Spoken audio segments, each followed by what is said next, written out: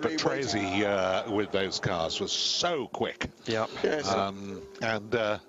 I actually took me round Brands Hatch in one of those. No, Right, back. Oh yes. So who's this? Is this well, that's Thomas Dozin, was it? Yeah, I think so. Is that the Belgian?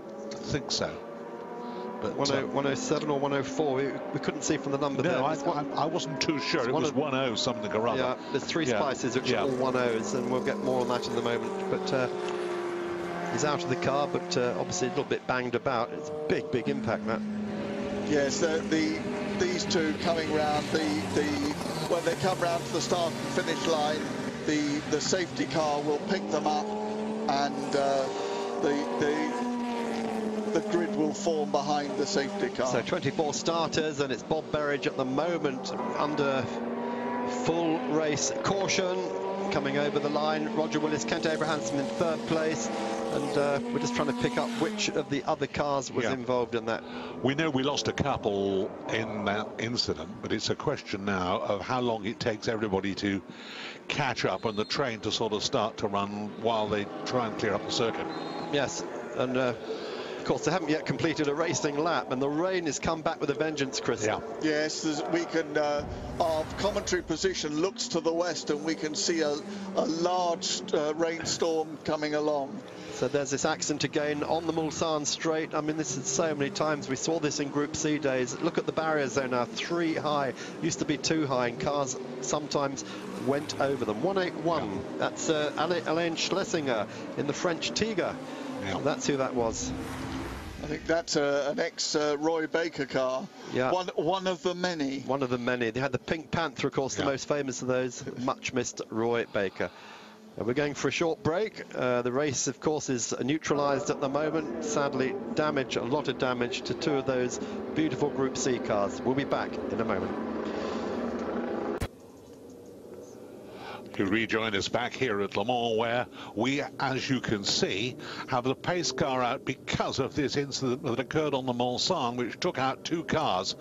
We may see a replay of it in a moment or two. It really was spectacular, but of course, just to help matters along, in the middle of all that, the rain, which had ceased a little, has suddenly come back with a vengeance, and we have got now what was a wet track has become a very wet track. Yeah, but see here where all the this is quite serious, because the rails are damaged as well, and we've got another race after this before the feature race. We've got the Aston Martin Challenge.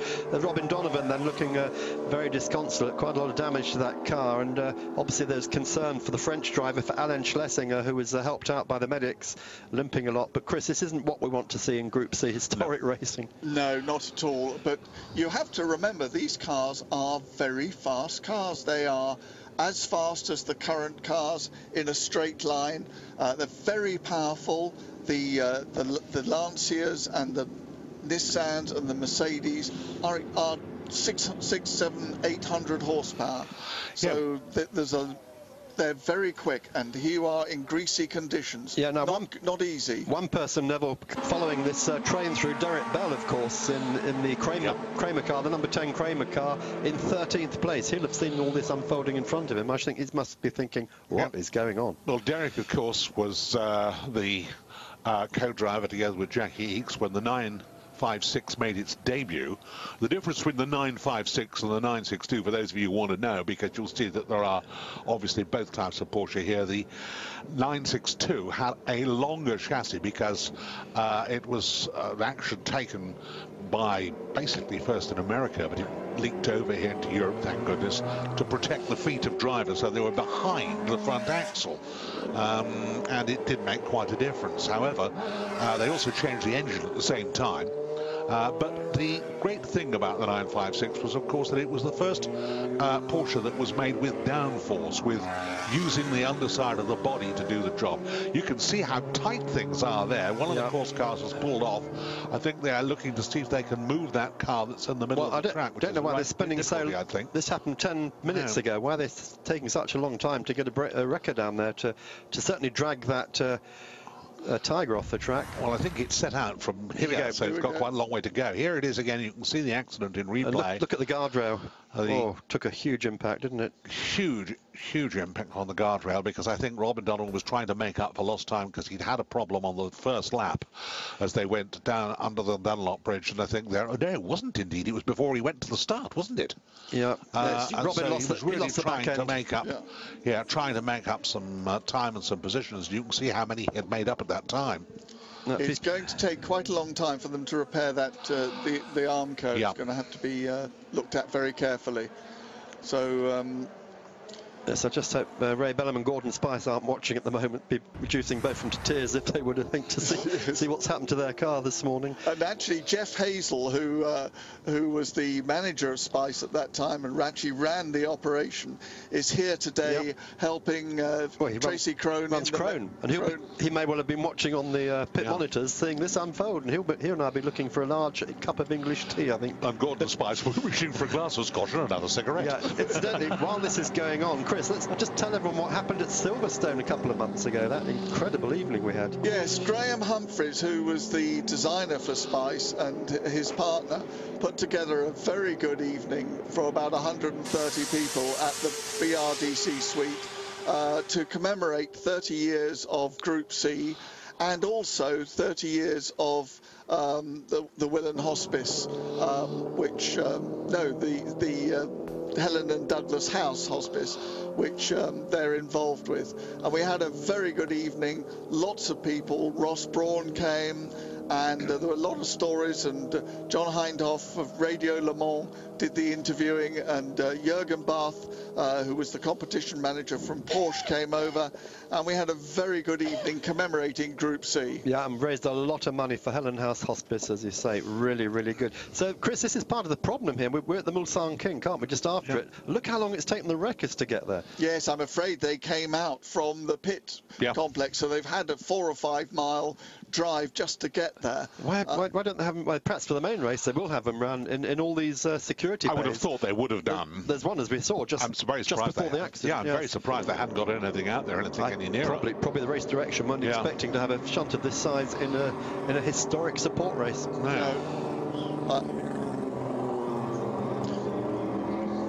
And we go now to a commercial break, and we'll rejoin us afterwards.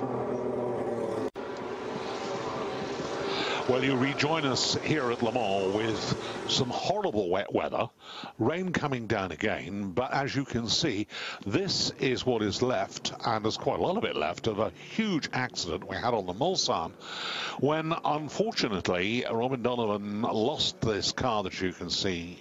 Well, you can't see, actually. That's on the other side. That car's on the other side. Collected 181 there. And the result of it was 3 things. 2 very badly damaged cars. And an awful problem with the Armco all the way down there, which has got to be replaced. And finally, a delay as we see the drivers working. That's Robin Donovan. That is Robin, in fact, who's going to come back now, I think. Or is it? No, coming back anyway, one of the drivers. But the big problem is going to be that they've got to rebuild the barriers, because unless they rebuild the barriers, they can't actually run the race. Now, they haven't cleared up the site of the accident yet, and so what is happening is that behind the pace car, we've got the whole of the field going round in the order that they were in prior to that, led, of course, by the Berridge Mercedes, which is a beautiful car. I mean, there are only a couple of these cars in racing captivity, and they are really lovely to look at. And then the Lancia, which is a considerably older car. They didn't actually race directly together, but they were a beautiful motor car. I'm just going to say very quickly at that point, Chris has just pointed out, of course, it's not Robin Donovan, it's Mike Donovan, the other Donovan. So, Robin, if you're at home watching, our apologies. We know you wouldn't do anything like this. It was Mike Donovan who spun on that first corner and then has put the car on the barrier there. I don't know how much concern there's going to be about rebuilding this barrier. Are we going to have a race or a demonstration? I think this is going to be a demonstration primarily, because apart from the fact that there's that, you can see they are worried too about the shards of fiberglass, which can and often do result in a puncture and things like that. You can see that there's the beautiful Porsches lined up behind there, the Jägermeister car. We described the difference between the 956 and the 962.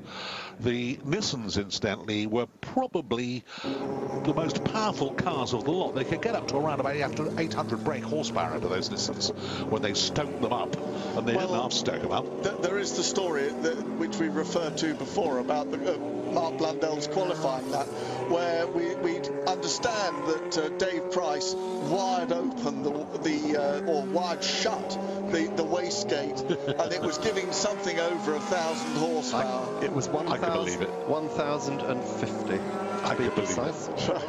There speaks a man who knows about these things. Yes, I was sworn never to ever to reveal it, but anyway, I've done it now. Just you and us, Mark. Don't worry. Just between you and I. We won't tell anybody else, Mark. We have today, we are told, together with British Eurosports and Eurosport International, some 33 million viewers expected to be watching at the start of this race. So hi to everyone in Singapore, in Hong Kong, Malaysia,